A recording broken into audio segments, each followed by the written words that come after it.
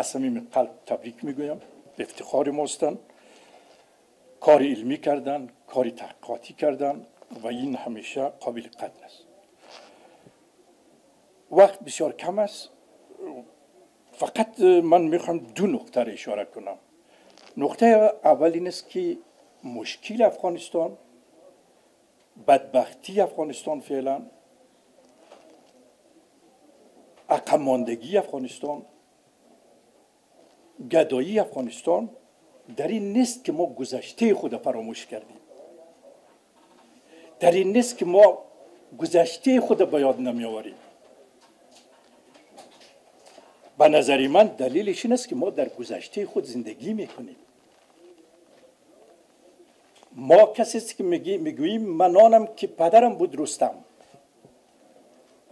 پدریت بود رستم، تو چیستی؟ از این وقت کم است، تحقیقات نمی شود، تشریح مشکل است چون وقت کم است. کشورهای ساخته شد که دقیقاً روی گذشته خود خط کشیدن، خط بطلان کشیدن. از 5000 سال تاریخ خود یاد نمی کردن. بگو درست از بابه من ملک بود، خان بود، سرمایدار بود، همه چیز داشت، بمب اتم داشت، اما من چی دارم؟ ما همیشه از 5000 سال تاریخ خود یاد میکنیم، از گذشته خود یاد میکنیم و این اشتباه است چون ما در گذشته خود زندگی میکنیم. مثالش بگیریم مکه را که از اسلام خارج نشوید. پیامبر ما کسی بود که دقیقاً خط کشید بالای گذشته اجداد و نیاکان خود، خط بطلان، خط سرخ. و دقیقاً علت مخالفت بزرگان قریش و کلانای مکه همین بود که این اجداد و نیاکان ما را توهین میکنه، این رسوم و آداب و فرهنگ اجداد ما را زیر سوال برده، این به نیاکان ما حرفای زشت میگوید به رسوم و آدابش. یک فرهنگ دیگر، یک تمدن دیگر، یک افکار دیگر را بنیاد گذاشت. و ما دیدیم مکه‌ای که کس نامش نمیشنید، امپراتوری روم و ایران را در طی 50 سال 60 سال یعنی آمریکا و چین آن روز را به لرزه در آورد. بنابراین امیدوار هستم که نسل افغانستان، روشنگر افغانستان، روشن فکر افغانستان برای امروز خود فکر کنه. ای که سلطان محمود غزنوی بود، امروز اولاداش کاسه گدایی. ننگ است به تو که نام سلطان محمود بگیری، ننگ است به تو که از تاریخ صحبت میکنی که امروز او را از دست دادی. نه تنها ننگ است که گناه بزرگ است.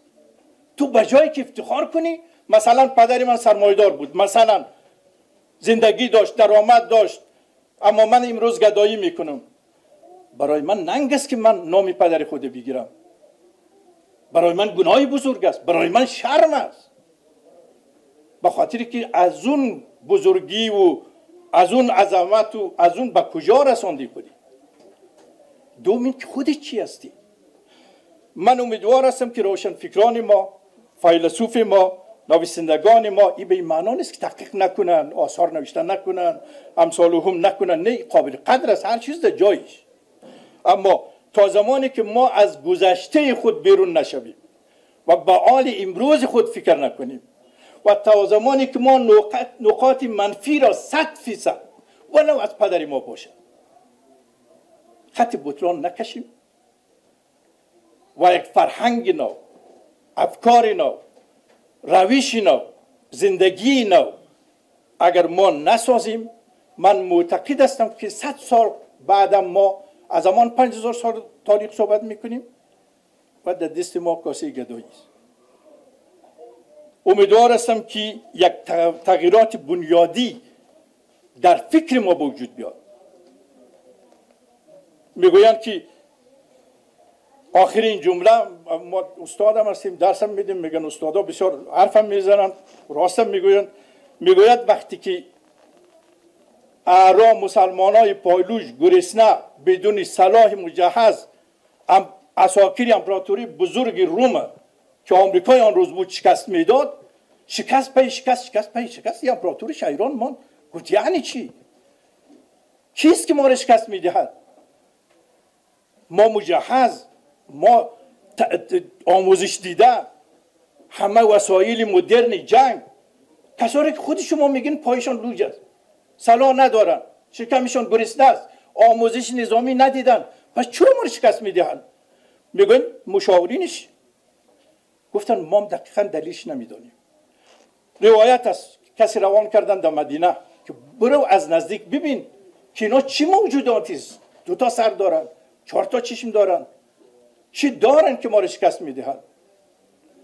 میگوید وقتی این نماینده یا فرستاده امپراتور وارد مدینه میشود، او در فکر روم است که باش که من منطقه پادشاهنشین اینا رو پیدا کنم، امپراتور نشینشه. میبیند که همه خانه ها یکسان است.